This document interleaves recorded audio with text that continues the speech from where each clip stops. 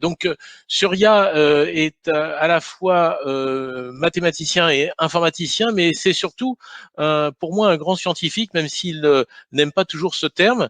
Je travaille avec lui depuis quelques années, je le connais par différentes associations, et quand j'ai un problème avec une étude et quand je ne sais pas si l'étude est valable ou pas, je l'envoie à Surya et son œil d'aigle retrouve tout de suite les biais ou les erreurs. Et c'est vrai qu'il est très très attentif à la vraie science, à la science honnête, et c'est très appréciable pour nous qui sommes dans le quotidien pour faire des choix ensuite vis-à-vis de nos patients. Alors ce soir, il va nous parler de la pharmacovigilance. Ce sont d'autres chiffres encore qui sont, je dirais peut-être un peu manipulés. Et Surya, je te passe tout de suite la parole pour cette présentation sur la pharmacovigilance et les vaccins. Merci. Donc, je vais vous faire une présentation assez courte pour pas embêter tout le monde sur qu'est-ce que la pharmacovigilance et la pharmacovigilance vaccinale en particulier. Donc, on va commencer par introduire certaines notions. La pharmacovigilance, qu'est-ce que c'est? La pharmacovigilance, ça peut se définir comme étant l'ensemble des méthodes, techniques et outils qui sont liés à l'étude des effets indésirables des médicaments.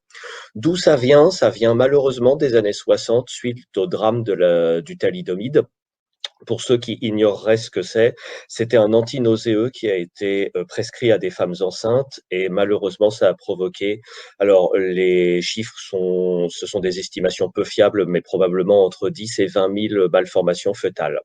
Donc, l'OMS a décidé de se pencher sur le sujet en 68 et son centre de pharmacovigilance international qui est basé à Uppsala en Suède a été fondé en 72 ou en 73. La pharmacovigilance en France, ça s'est développé au cours des années 70. En Europe, le droit européen définit ce qu'est la pharmacovigilance. La première mention de ce terme apparaît dans la directive 2038/CEE et c'est formellement défini par l'article 102 de la directive 2001/83/CE, qui est la directive qui est entre guillemets la pierre angulaire du droit pharmaceutique européen.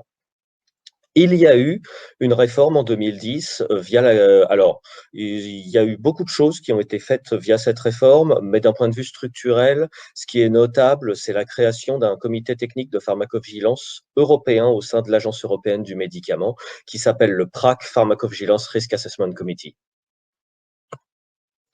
Donc la pharmacovigilance, je l'ai dit juste avant, ça consiste en l'étude des effets indésirables des médicaments. Ça débute en fait dès les essais cliniques de phase 1, en tout cas en clinique chez les êtres humains. Très souvent, lorsqu'on parle de pharmacovigilance, la plupart des gens en fait pensent à la phase 4, c'est-à-dire le post-commercialisation, ce qu'on appelle dans le jargon le post-marketing. Donc comment c'est fait? C'est un système de notification passif, c'est-à-dire que c'est basé sur des notifications spontanées. C'est-à-dire qu'on attend de manière passive que les gens, les patients, les médecins, les professionnels de santé notifient à l'agence, au régulateur ou au fabricant des effets indésirables, ou en tout cas des événements indésirables. Donc, il y a d'autres systèmes qui servent à la pharmacovigilance, notamment ce qu'on appelle des LLDB, Large Link Database. Donc, en France, c'est basé sur le SNDS, Système national des données de santé. Il y a un groupe au sein de la NSM qui s'appelle EPIPHAR, qui est en charge de la réalisation d'études pharmaco-épidémiologiques sur cette base de données. Donc, cette base de données, elle est la consolidation d'autres bases. La plus connue, c'est ce qu'on appelle la grosse base Sécu, c'est le SNIRAB, Système national d'information interrégime d'assurance maladie, et c'est croisé avec les données du PMSI, qui sont tous les codes des actes et des diagnostics qui sont faits en milieu hospitalier. Pour le cas vaccinal en particulier, en France, on n'a pas de base dédiée, mais ce qui est très intéressant, c'est qu'aux États-Unis, ils ont deux bases pharmaco-épidémiologiques dédiées à ça. Une qui s'appelle le VSD, le Vaccine Safety Data Link, qui est géré par les CDC d'Atlanta, et il y a une autre base qui s'appelle BEST, Biologics Efficacy and Safety, qui est gérée par la FDA. Donc là, on n'est pas, que ce soit sur le SNDS ou les deux bases américaines, on n'est pas du tout sur de la notification passive. On est sur des bases pharmacoépidémiaux qui contiennent les dossiers médicaux des patients. Okay. Donc, la notification spontanée, c'est le système de pharmacovigilance qui est actuellement déployé vraiment partout. Aux États-Unis, c'est une base qui s'appelle le VAERS, Vaccine Adverse Events Reporting System. En France, c'est la pharmacovigilance telle qu'elle est gérée par la NSM. Donc, je l'ai dit tout à l'heure, la notification spontanée, c'est quand des patients ou des professionnels de santé euh, prennent contact avec le système de reporting. Alors, vous pouvez notifier soit directement à la NSM, il y a un portail web, soit vous pouvez notifier directement au fabricant. Après, en fait, pour pas qu'il y ait de doublons, si jamais une notification est envoyée aux deux, en fait, il y a une réconciliation des dossiers pour éviter les doublons. En Europe, toutes les notifications qui viennent des agences nationales sont toutes consolidées dans une base européenne qui s'appelle EUDRA Vigilance. OK. Je ne l'ai pas dit tout à l'heure, mais le VAERS, la base américaine, elle est co-gérée par la FDA, l'Agence américaine du médicament, et les CDC d'Atlanta. Alors, qui dit notification spontanée dit que n'importe qui peut notifier, entre guillemets, n'importe quoi. Donc, historiquement, la problématique avec ces systèmes de notification spontanée, c'est la qualité des notifications et la qualité des dossiers. Malheureusement, sur des notifications spontanées, il y a quand même beaucoup de notifications qui sont très pauvres dans les descriptions. Parfois, il manque même des items aussi basiques que le sexe ou l'âge du patient. Alors en France, a priori, les dossiers sont d'assez bonne qualité, mais dans beaucoup de pays, en fait, on ne peut pas forcément tirer grand-chose quand vous avez une notification pour un effet indésirable, quel qu'il soit, et que vous avez même pas l'âge du patient, et on peut rien faire avec ce genre de choses. Qui dit notification spontanée dit qu'en fait, on attend de manière passive que les gens notifient des effets indésirables, et évidemment, tous les effets ne sont pas notifiés.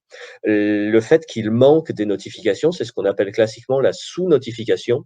Et il y a un peu de littérature là-dessus, sur l'évaluation de la sous-notification.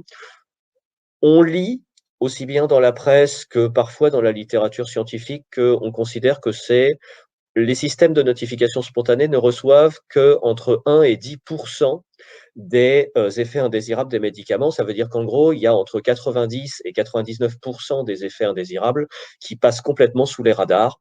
Il y a un tout petit peu de littérature là-dessus pour les effets indésirables vaccinaux. On est en gros sur des taux de notification qui sont compris entre 0,5% et 3%. Donc, vous comprenez bien l'énorme problème, c'est qu'en gros, vous avez 97 à 99,5% des effets indésirables qui surviennent en réalité, qui passent complètement sous les radars et qui ne sont jamais notifiés. Le but de la pharmacovigilance, c'est quoi? C'est de faire le distinguo entre la coïncidence, c'est-à-dire l'événement qui serait survenu même sans vaccination, et l'effet causal, c'est-à-dire l'effet qui a été réellement induit par la vaccination. Ces systèmes de notification passive ne servent qu'à détecter des signaux et générer des hypothèses. Ça ne sert en aucun cas à répondre à une question. Est-ce que tel vaccin produit un surrisque de tel effet indésirable? Les systèmes de notification passive ne permettent en général pas de répondre à ces questions-là. Donc, vous avez une analyse qualitative qui est liée à une démarche d'imputabilité, c'est-à-dire d'évaluation d'effet causal, où là, en fait, on regarde chaque notification prises les unes après les autres et on essaye d'évaluer la causalité. C'est quelque chose qui est un peu moins connu, mais il faut savoir qu'en fait, il y a un deuxième type d'analyse qui est réalisé sur ces bases de notification passive. C'est ce qu'on appelle des analyses de disproportionnalité. Donc, en gros, il y a d'un côté l'analyse clinique de la notification et de ce qui est arrivé au patient. De l'autre côté, en fait, il y a une analyse épidémiologique qui est une analyse statistique qui est faite sur la totalité de la base. Donc l'imputabilité, c'est quoi? C'est la démarche qui cherche à évaluer la relation causale entre un événement et la prise d'un médicament, en l'espèce d'une vaccination ici. Donc, comment ça fonctionne en France? En France, on utilise de manière obligatoire une méthode officielle, d'accord? On n'a pas le choix. Cette méthode officielle française est d'utilisation obligatoire pour tous les centres régionaux de pharmacovigilance, les CRPV, et également par les laboratoires. Donc, toutes les notifications qui sont envoyées au système passif passent par la moulinette de cette méthode. C'est un algorithme de décision au cas par cas qui aboutit à un score. Donc ça, c'est un énorme problème, c'est que un algorithme de décision, vous pouvez décider d'aller manger une pizza ou d'aller au resto chinois, vous pouvez décider de prescrire tel ou tel médicament, mais l'imputabilité médicamenteuse, on ne décide pas si l'événement a un lien causal ou pas. le fait que l'événement ait un lien causal ou pas, c'est binaire, c'est soit vrai, soit faux. Le processus d'évaluation de la causalité, c'est en aucun cas un processus de décision, c'est un processus de connaissance, d'accord? Et vous avez ce qu'on appelle l'imputabilité intrinsèque, c'est-à-dire qu'on va évaluer en fonction de ce qui est arrivé au patient la relation causale, en tout cas le degré de relation causale qu'on est capable d'identifier. Donc c'est basé sur des critères chronologiques et sémiologiques. Je parle très rapidement du grand principe qui est utilisé par la méthode française, mais aussi par les méthodes qui sont utilisées à l'étranger. C'est ce qu'on appelle le challenge, déchallenge, rechallenge. Le challenge, c'est l'apparition d'un événement suite à la prise d'un médicament. Vous prenez un médicament, vous prenez du paracétamol, il vous arrive quelque chose 2 heures après, c'est un challenge. Le déchallenge, c'est la disparition de l'événement si vous retirez le médicament. Donc, vous prenez un médicament depuis 2 semaines, vous avez un événement indésirable qui apparaît, c'est le challenge, vous arrêtez votre traitement, votre événement disparaît, c'est ce qu'on appelle le déchallenge. Et le rechallenge, c'est quand vous réintroduisez le traitement chez le patient, si l'événement réapparaît à nouveau, l'événement indésirable, donc on considère que la relation causale est établie. Donc le rechallenge, parfois on appelle ça la représentation ou la réadministration. Alors c'est pas moi qui ai décidé que si on avait un rechallenge positif, la relation causale était établie. C'est quelque chose qu'on trouve dans la littérature, notamment il y a des guidelines à la FDA. C'est plutôt un standard et il y a consensus là-dessus. Donc comment ça marche avec les vaccins? Les vaccins sont des médicaments dont toutes les notifications qui sont reçues en pharmacovigilance passent par la moulinette de cette méthode. Le problème, c'est qu'il est documenté que cette méthode ne fonctionne pas pour les vaccins et même pour certains autres effets indésirables. Donc ici, vous avez le compte-rendu d'une table ronde qui a été réalisée en 2007 par les grosses têtes de la pharmacovigilance des laboratoires et également Hervé Lelouette, qui était à l'époque responsable du département de pharmacologie du CHU Henri Mondor à Créteil. Donc, on nous écrit que dans le cas des vaccins, l'analyse cas par cas ou sur une série de cas avec les méthodes d'imputabilité classiques, ce n'est pas utile. Seuls les effets indésirables locaux ou immédiats ou les réactions qui surviennent après l'administration de vaccins vivants atténués peuvent être imputables avec un bon degré de confiance. Donc déjà, on vous dit que il y a uniquement pour ces effets indésirables-là que la méthode peut fonctionner. Et on trouve ceci: l'évolution de l'événement à l'arrêt du traitement est le résultat d'une éventuelle réadministration, critère habituellement déterminant pour évaluer l'imputabilité, ne sont pas le plus souvent évaluables pour imputer un événement survenu après l'administration d'un vaccin. En effet, une fois administré, le vaccin déclenche dans l'organisme une cascade d'événements immunologiques qui perdurent malgré l'absence de réadministration. Donc là, en fait, il est écrit noir sur blanc que les critères fondamentaux pour évaluer l'imputabilité via la méthode dont l'utilisation est obligatoire en France, ces critères ne fonctionnent pas. Ils écrivent noir sur blanc que la méthode d'imputabilité française ne fonctionne pas pour évaluer les effets indésirables vaccinaux. Enfin, j'ai trouvé cette perle dans le même document, donc c'est un article qui a été publié dans Thérapie. La pharmacovigilance de routine apporte peu d'éléments permettant d'évaluer la sécurité à long terme d'un vaccin. Donc, pour évaluer la sécurité à long terme d'un vaccin, normalement, il faut faire des essais cliniques adéquats. Et donc, j'ai vu passer l'article de Peter Doshi dans le British Medical Journal qui a été publié hier ou avant-hier. Chez Moderna et chez Janssen, ils ont vacciné tous les groupes de contrôle. Donc, n'attendez rien des données à long terme des essais cliniques. Il n'y a plus de groupe de contrôle. Donc, les données de tolérance à long terme, c'est fini. Il n'y en aura jamais. En tout cas, pour Moderna et Janssen. Et chez Pfizer, ils ont refusé de répondre.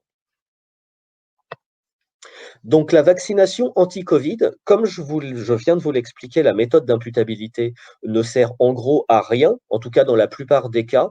J'ai trouvé quand même une perle dans le rapport de pharmacovigilance de l'ANSM qui a été publié, je crois, il y a 15 jours sur le site de l'ANSM. Sur le vaccin Pfizer, on a quand même une perle. Comme détaillé dans les rapports précédents, l'analyse d'un cas de purpura thrombopénique immunologique avec rechallenge positif avait déjà été considéré comme un élément fort en faveur d'une possible responsabilité du vaccin et transmis à l'échelon européen, où un signal similaire était en cours d'investigation. Donc en fait, là, ils ont quand même réussi. Donc il y a quelqu'un qui a développé un purpura après la deuxième dose de Pfizer, et il a reçu sa deuxième dose de Pfizer, et il a refait un purpura qui a probablement été aggravé. Donc, on est dans le cas exceptionnel où on est dans le seul cas où la méthode d'imputabilité fonctionne c'est si vous êtes dans un schéma d'administration multidose et que en fait l'événement indésirable se représente après chaque dose. Donc là, comme avec le Pfizer, on est dans un schéma à 2 doses.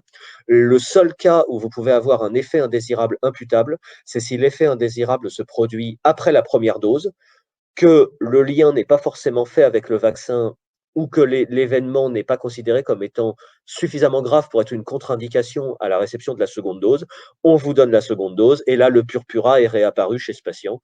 J'espère que c'est pas trop grave et que il passera pas en forme chronique, mais en tout cas ça a été considéré manifestement comme suffisamment grave par le notificateur pour qu'il juge nécessaire d'envoyer une notification à la NSM. Donc, ce cas a été transmis au PRAC, le comité technique de pharmacovigilance européen, et en toute logique, comme ces rechallenges positifs avec lien causal très fortement suspecté, voire établi, normalement, le purpura devrait être listé dans le résumé des caractéristiques du produit. Dans le futur, ce serait très surprenant qu'il ne liste pas ça dans les effets, dans la notice du produit. Donc, au niveau des effets indésirables vaccinaux, je vais terminer avec 2 petits slides. Les éléments de langage qu'on va vous sortir toujours, éléments de langage qui sont systématiquement utilisés depuis au moins 25 ans. La causalité n'est pas démontrée, aucun lien certain de causalité n'a pu être établi. Alors, la causalité n'est pas démontrée, c'est normal, vu qu'on ne fait jamais rien pour démontrer la causalité des effets indésirables vaccinaux, et que de surcroît, l'outil à disposition, c'est-à-dire la méthode d'imputabilité, juste en fait, cet outil ne fonctionne pas. Donc, on risque pas d'établir grand-chose comme causalité, à part dans un cas exceptionnel où vous avez un rechallange positif. Pour établir une causalité, il faudrait faire des essais cliniques adéquats. Mais comme je viens de vous le dire, pour les vaccins Covid et tant d'autres, les groupes de contrôle ont été vaccinés, donc on ne peut plus rien tirer de ces données-là. Et encore faudrait-il faire des études épidémiologiques adéquates également. Mais là encore, on les attend toujours et je pense qu'on va les attendre longtemps. Alors moi, il y a le second élément de langage que j'aime bien. Aucun lien certain de causalité n'a pu être établi. Alors ça, vous allez le voir très souvent. Il faut juste savoir que le lien certain entre un effet indésirable et un médicament, ça n'existe pas. Sur études épidémiologiques, on ne fait que calculer des risques relatifs et des risques attribuables avec des intervalles de confiance, c'est-à-dire par définition de l'incertitude. Et la méthode d'imputabilité officielle ne définit pas le lien certain de causalité. Le lien certain de causalité en pharmacovigilance, ça n'a jamais existé et ça n'existera jamais. Donc, j'ai trouvé ça dans la notice de feu Genevac B, un des vaccins contre l'hépatite B. Dans la liste des effets indésirables du produit, il y avait écrit listé neuropathie périphérique, névrite optique, atteinte d'amyélinisante du système nerveux central survenant dans les semaines suivant la vaccination, sans qu'un lien certain de causalité n'ait actuellement pu être établi.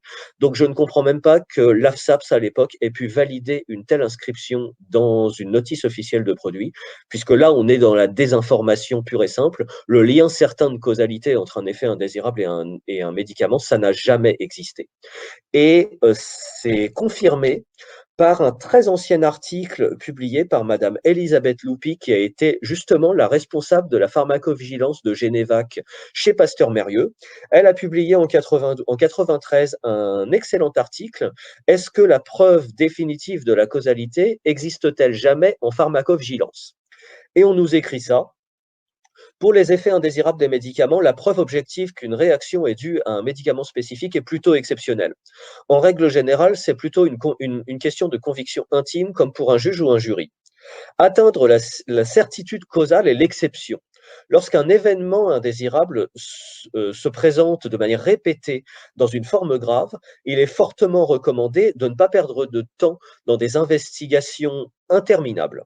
Il peut arriver, néanmoins, qu'un médicament est retiré du marché plutôt sur une base de forte suspicion que de certitude.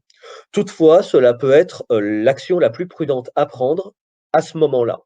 Donc, c'est quand même bien regrettable que tous ces gens-là, dès qu'ils sont aux manettes de la pharmacovigilance, n'appliquent pas leurs propres conseils quand il s'agit de retirer les médicaments fabriqués par leur employeur. Donc, J'en ai terminé ici avec cette petite présentation. J'espère que je n'ai perdu personne et s'il y a des questions, vous pouvez nous les adresser sans aucun problème. Pour information, cette présentation est une version très très raccourcie parce que je ne souhaite pas que noyer les gens sous trop d'infos, mais il faut savoir que j'ai beaucoup plus d'informations sur le fonctionnement de la pharmacovigilance et de l'imputabilité notamment. Donc on pourra mettre ça à disposition de qui le souhaite. Et je vous remercie. Merci beaucoup, Oui. Surya. C'était à la fois passionnant et inquiétant parce que ça nous explique pourquoi, depuis toujours, en France, on n'a pas le droit de dire qu'un vaccin peut avoir des effets secondaires. Peut-être même nous serons à la fois, encore une fois, censurés d'oser parler des vaccins parce que un ancien ministre nous avait dit les vaccins, ça ne se discute pas. Marisol Touraine. Voilà, je ne voulais citer personne pour pas vexer les autres, mais c'est vraiment un vrai problème. Et nous, scientifiques, que l'on soit scientifique pur ou clinicien, justement, notre métier, c'est à la fois de douter et de discuter. Et tu nous donnes ici des arguments pour douter. Le problème, c'est que on n'aura jamais aucun argument de certitude, comme tu viens de nous le dire, et c'est vraiment très dérangeant. Olivier, tu avais peut-être un commentaire sur cette présentation. Ton micro, s'il te plaît, Olivier. Oui, il est en route. Vous m'entendez?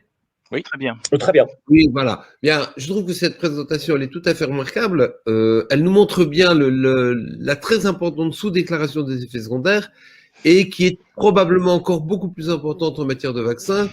Je pense que là, on atteint un problème qui malheureusement n'est plus un problème scientifique, mais un problème quasiment de dogme religieux. Il existe une forme de religion vaccinale et je pense que c'est pas une bonne chose pour la vaccination de refuser sa contestation, de refuser ses effets secondaires. On voit bien un petit peu qu'en Allemagne, il y a beaucoup plus d'effets secondaires qu'en France et que les vaccins, c'est un peu l'inverse du nuage de Tchernobyl. Quand ils passent la frontière allemande, ils deviennent dangereux alors qu'en France, ils ne le sont absolument pas. Bon, je pense que là, on n'avancera pas avec des éléments comme ça. L'autre point qui m'a marqué, c'est le fait qu'on ait vacciné les groupes contrôle. Ça me fait penser à l'étude de Gilles Serralini, où il avait démontré que les OGM étaient cancérigènes pour les rats, alors que les études officielles donnaient déjà des OGM au groupe contrôle.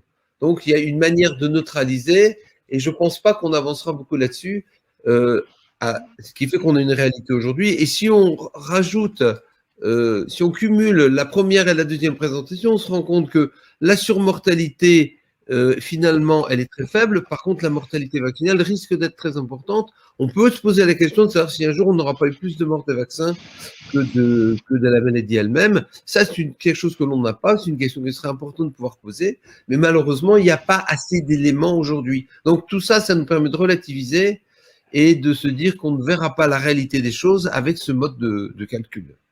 Oui, merci Olivier. Philippe, tu avais quelques questions et Louis voulait intervenir. J'ai juste une petite question à Surya. Oui, est-ce que justement les décès sont quelque chose de particulier dans les effets secondaires? Est-ce qu'ils bénéficient d'une autre méthode d'imputabilité, de calcul, etc.? Pas du tout. Donc, comme tu reçois une dose de Pfizer, je sais pas. Alors, il y a eu un décès 2 heures après la vaccination, au début de la campagne de vaccination dans un EHPAD. C'est documenté dans un rapport de l'ANSM. Un décès, c'est irréversible et structurellement, la méthode d'imputabilité, quand tu as un effet irréversible, a priori, un décès, on n'a pas encore trouvé le moyen de ressusciter les gens pour faire un rechallenge et leur remettre une deuxième dose pour voir s'ils mourraient à nouveau. Eh bien, en gros, tu reçois une imputabilité douteuse, c'est-à-dire parmi le plus bas grade d'imputabilité en application de la méthode. Oui, Louis rigole. Oui, mais et malheureusement, j'ai une quantité d'anecdotes. J'ai énormément de documentation sur ce qui s'est passé en interne de la pharmacovigilance pendant la campagne de vaccination contre l'hépatite B. Soit on se tape la tête contre les murs, soit on éclate de rire tellement c'est consternant. Oui, de toute façon, quand tu meurs 2 heures après un vaccin. Sur l'hépatite B, parce que vous savez tous que j'ai soigné énormément de sclérose en plaques, j'en ai presque soigné 1000, et effectivement, alors que c'est quelque chose qui est complètement nié, non pas par les tribunaux, puisque les tribunaux ont indemnisé pas mal de patients. J'ai des patients qui ont été indemnisés abondamment toute leur vie avec une pension, mais ils ont dû signer un papier disant que ils ne devaient pas dire publiquement que c'était à cause du vaccin hépatite B qu'ils avaient été indemnisés. Et moi, quand je vois arriver quelqu'un qui a une sclérose en plaques, je sais que s'il y a une vaccination hépatite B dans les 2 années, la sclérose en plaques va être beaucoup plus grave et que c'est un facteur déclenchant. Donc la pratique montre effectivement que c'est pas du tout ça. Philippe?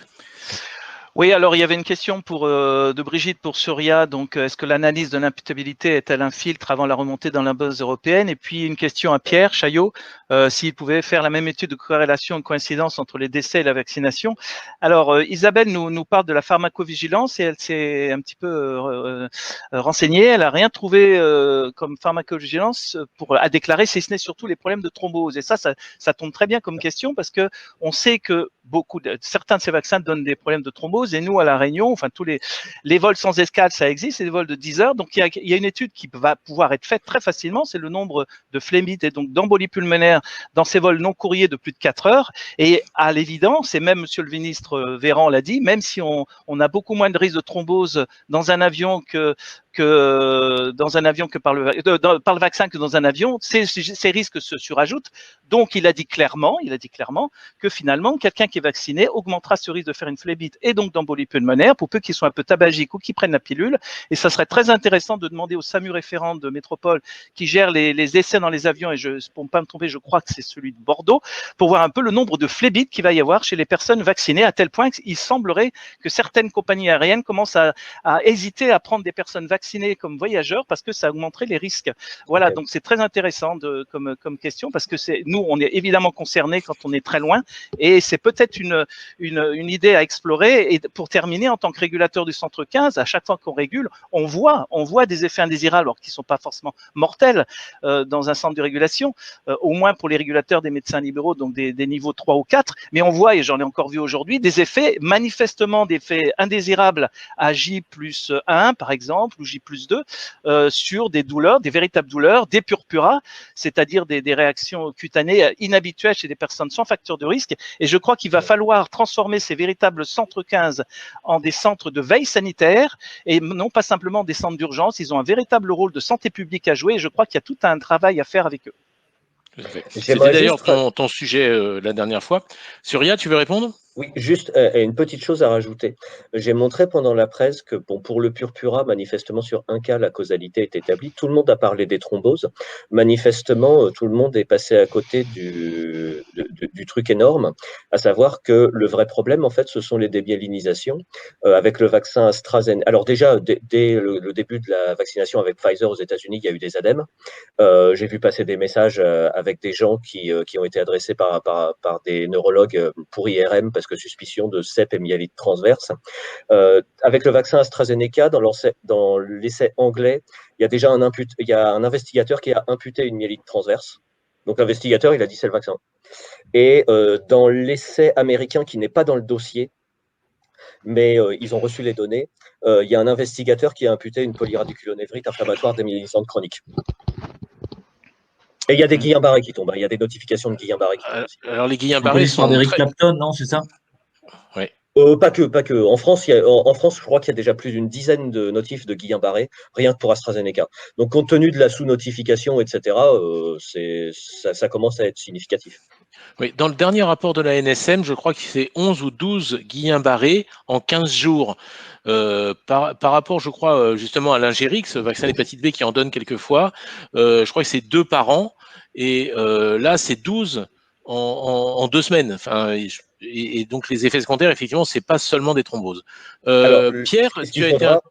Oui. Juste, ce qu'il faudrait, en théorie, c'est que les gentils chercheurs de la NSM fassent des vraies études pharmaco-épidémiologiques sur le système national de données de santé. Mais bon, ça, je pense qu'on va attendre très longtemps. Pierre, tu connais bien ça. Tu as été interpellé par Philippe tout à l'heure. Est-ce que tu veux répondre? Alors oui, sur la question concernant les suites au vaccin. Alors j'ai vu des travaux, puisque on discute entre personnes qui s'intéressent aux données, qui téléchargent et qui font des maths. Donc j'ai vu des travaux qui ont été faits, qui comparent l'évolution du nombre de décès en fonction du début des campagnes vaccinales. Et d'après, si on fait l'effort a priori de télécharger les données à World in Data et qu'on regarde le nombre de décès, il y a une corrélation positive entre le fait de démarrer une campagne vaccinale et d'avoir une augmentation du nombre de décès sur les données qui sont disponibles à World in Data. Alors, moi, j'aime pas trop ces données-là parce que ce sont les données estampillées Covid. Et donc, comme je vous ai montré, j'y fais pas confiance du tout. Donc, si je devais m'y pencher, moi, ce serait plutôt avec les morts toutes causes pour voir si jamais j'observais quelque chose. Vous pouvez constater, si vous regardez mes graphiques, qu'on voit quand même un rebond de mortalité post-campagne vaccinale française qui se voit. On ne sait pas si c'est la Covid, mais on a quand même un lien temporel. Bon, j'ai une vidéo, je vous ai pas montré là dans le résumé, déjà j'ai pris beaucoup de temps pour parler tous les travaux que j'ai faits, mais globalement de ce qu'on observe en France, c'est que sur toute intervention qui a été faite depuis le début de cette histoire, on voit à chaque fois d'abord la mesure d'intervention qui est prise et la mortalité qui augmente après. Je précise ça parce qu'on parle de causalité et que quand Surya le sait très bien, mais du coup, quand on a des effets, en effet, on peut avoir un lien statistique entre deux événements, mais de là à dire qu'il y a une causalité, c'est toujours extrêmement difficile parce qu'on ne sait jamais entre l'œuf ou la poule. Pour ce qui est des hausses de mortalité, que ce soit suite aux campagnes vaccinales ou suite aux mesures, on a beaucoup de gens qui vont dire mais c'est normal d'avoir plein de décès dans les pays où on prend des mesures fortes, puisqu'en fait, ils prennent des mesures fortes, soit des grosses campagnes vaccinales, soit des gros confinements extrêmement durs, soit des interdictions de soigner extrêmement dures, parce qu'ils ont beaucoup de morts. Mais si on regarde la corrélation temporelle, à chaque fois, et je suis en train de faire l'exercice pour tous les pays d'Europe, donc je suis assez serein dans ce que je suis en train de vous raconter, même si je ne l'ai pas encore diffusé. À chaque fois, la décision est prise, la mesure est appliquée et la mortalité augmente après. Donc, pour les vaccins, il va falloir un peu de temps pour que toutes les données remontent, et ensuite, ce serait en effet très intéressant de faire la même chose, c'est-à-dire de mesurer les débuts des campagnes vaccinales, le nombre de gens qu'on vaccine, et ensuite de voir derrière ce qu'on voit, est-ce qu'on voit des augmentations, des diminutions, et de le faire pour un maximum de choses. Ça serait intéressant de le faire pour le Covid, mais personnellement, moi, j'aimerais bien le faire aussi pour les vaccins grippaux, parce que peut-être que sur Medicam, on pourrait choper des données pour essayer de voir si, depuis qu'on a lancé les grandes campagnes vaccinales en France, est-ce qu'on observe vraiment une diminution de la mortalité hivernale, ou finalement, est-ce qu'on ne le voit pas? Je n'en sais absolument rien, et tout ça, ce serait très intéressant à faire. La question des vaccins de la grippe est passionnante. Alors, on aura certainement l'occasion d'y revenir.